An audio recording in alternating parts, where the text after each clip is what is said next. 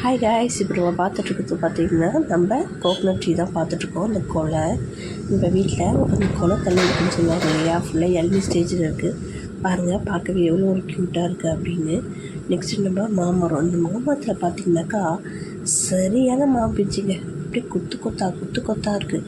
இப்போ என்ன பண்ண போகிறேன், இந்த மாமரத்தை அந்த கொத்துங்க ஃபுல்லாமே அதாவது ஒன்றுத்துக்கு தனியாக ஷூட் பண்ணி உங்கள்கிட்ட காட்ட போகிறோம் கொத்தா. சரிங்களா? அந்த கொத்து ஒரு கொத்தில் எத்தனை பிஞ்சு விட்டுருக்கு பாருங்கள். அந்த கொத்தில் இருக்க எல்லா பிஞ்சுகளையுமே உங்களுக்கு நான் அப்படியே தனித்தனியாக வீடியோ எடுத்து போட போகிறேன். சரிங்களா? பாருங்கள். இது பார்த்திங்கனாக்கா சும்மா சைடில் இருந்தது. இப்போ பாருங்கள், கொத்து ஆரம்பிக்குது. எவ்வளோ ஒரு க்ரீனிஷாக இருக்குது பாருங்கள். அந்த மேங்கோ காற்றுல லைட்டாக அப்படியே அசையுது பாருங்கள். காற்று அடிச்சிட்ருக்கு, உங்களுக்கு தெரியுதான்னு தெரில. காற்று அடிச்சிட்ருக்கு. அதனால் லைட்டாக அந்த கொத்துக்கு பாருங்கள், அந்த பால் போட்டிருக்கு. ஒரு கொத்தில் அந்த மேங்கோ அந்த பால் ஊற்றி எப்படி இருக்குது பாருங்கள். பார்க்கவே அப்படியே பார்த்தாலே சாப்பிடணும் போல் இருக்கா, அப்படி கீழே சாப்பிடணும் போல் இருக்கு அப்படின்னு சொல்கிறவங்க கமெண்ட் பண்ணுங்கப்பா. கீழே பாருங்கள், இந்த கொத்தில் பாருங்கள் எத்தனை இருக்குது தெரியுதுங்களா? எத்தனை கொத்து. இதோட பழம் எப்படி இருக்குன்னா ரொம்ப டேஸ்டியாக இருக்குங்க. ரொம்ப டேஸ்டியாக இருக்கும் இந்த பழம்.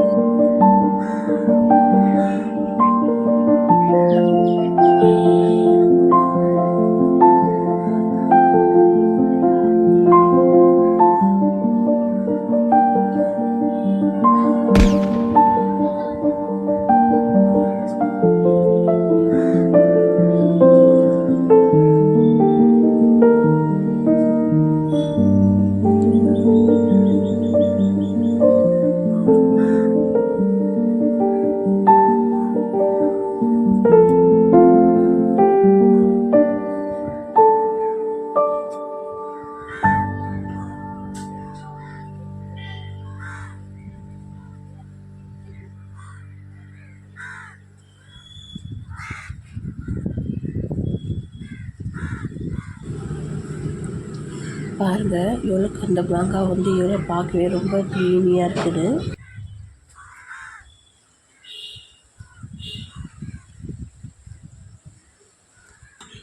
இப்போ நம்ம பார்த்துட்ருக்கிறது வேறு மேங்கோ ட்ரீ பார்த்துட்ருக்கோம். இது பங்கனப்பள்ளி.